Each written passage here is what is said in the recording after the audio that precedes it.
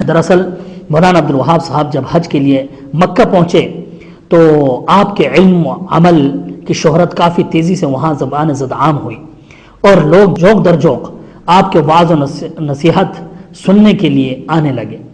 حرم مکی میں بیت اللہ کے پاس آپ وعظ و درس دیا کرتے تھے اور وہاں کے علماء اور قاضی القضات امام حرم وغیرہ بھی مولانا عبدالوہاب صاحب سے بہت متاثر تھے، بڑے عزت سے پیش آتے تھے۔ جیسا کہ جو صحیفہ اہل حدیث میں جماعتی خبر یا رپورٹ کے طور پر جو صفحات مخصوص تھے اس میں چند رپورٹیں اس طرح سے اس زمانے میں لکھی گئی تھی، اس دور کے صحیفے میں لکھتے ہیں جماعتی خبروں میں 11 مئی کو شیخ تقی الدین ہلالی صاحب کی معیت میں امام صاحب اور آپ کے صاحبزادے نے شیخ عبداللطیف آل شیخ سے ملاقات کی۔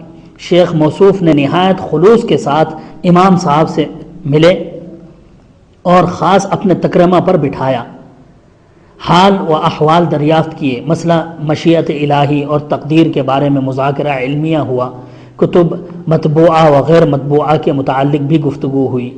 5 ذی الحجہ آج تیسرے پہر کو حضرت رئیس الحرم امام صاحب ان کے بیٹے کا رئیس القضات کے مکان پر دعوت ہوئی۔ امام صاحب نے رئیس القضات یعنی مولانا عبدالوہاب صاحب نے رئیس القضات سے سلطان ابن سعود سے ملاقات کی خواہش ظاہر کی۔ رئیس القضات نے فرمایا کہ سلطان اس وقت بااطمینان نہیں ہیں، حساب و کتاب کے لیے جدہ جا رہے ہیں، پھر مناسک حج کی ادائیگی میں مصروف ہوں گے، البتہ 10ویں تاریخ کے بعد ایام منی میں آپ کو فرصت ہوگی، لہٰذا منی میں ملیں گے۔ امید غالب ہے کہ میں بھی اس وقت وہاں پر حاضر ہوں گا، آپ کو کسی طرح کی زحمت اٹھانی نہیں پڑے گی۔ اگر بالفرض میں نہ ہوا تو خط جو میں اس وقت آپ کو لکھ کر دیتا ہوں وہ قبل از ملاقات عسکری کے ہاتھ میں سلطان کی خدمت میں بھیج دیجیے، سلطان آپ کو فوراً بلوا لیں گے۔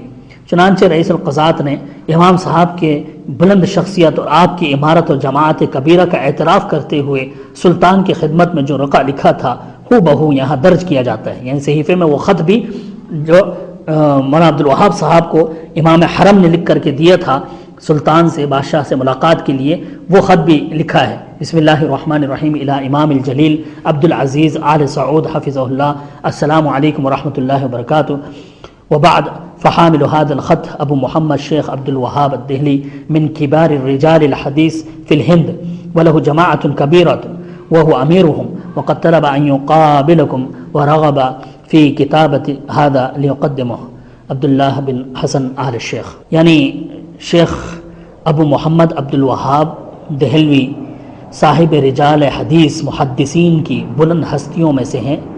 آپ ہندوستان کے ایک بھاری جماعت کے امیر ہیں۔ ذرا غور سے سن لیجئے، یہ رئیس القضات مفتی اعظم سعودی عرب کے کیا لکھ رہے ہیں، مولانا عبدالوہاب صاحب کے تعلق سے کیا لکھ رہے ہیں۔ آپ ہندوستان کے ایک بھاری جماعت کے امیر ہیں اور محدثین کی بلند ہستیوں میں سے ہیں۔ آپ کہتے ہیں کہ اپنے حلقے تک محدود ہیں، کوئی عرب نہیں جانتا، یہ کوئی مشہور نہیں تھے، لوگ نہیں جانتے تھے، ایک گلی میں بیٹھ کر کہتے ہیں کہ میں امام ہوں، میرے ہاتھ پر بیعت کرو۔ کس طرح کے الزام آپ نے یہ لگائے؟ یہ خط آپ کے سامنے ہے، غور سے پڑھ لیجئے۔ عرب علماء کس طرح جانتے تھے مولانا عبدالوہاب صاحب کو۔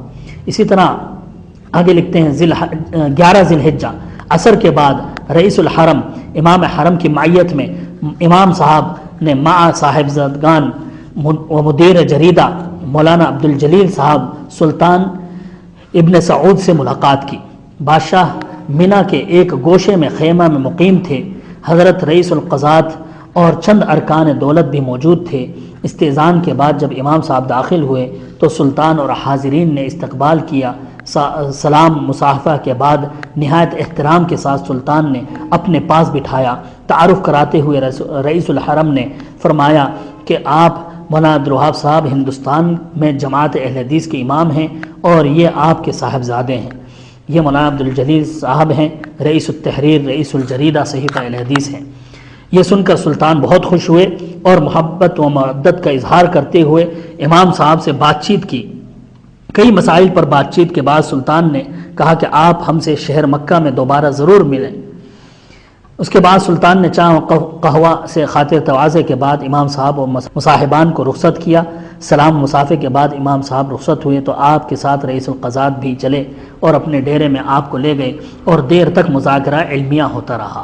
دیکھیے صحیفہ اہل حدیث ماہ ربیع الثانی اور رجب 1349 ستمبر 1930 صفحہ نمبر 18۔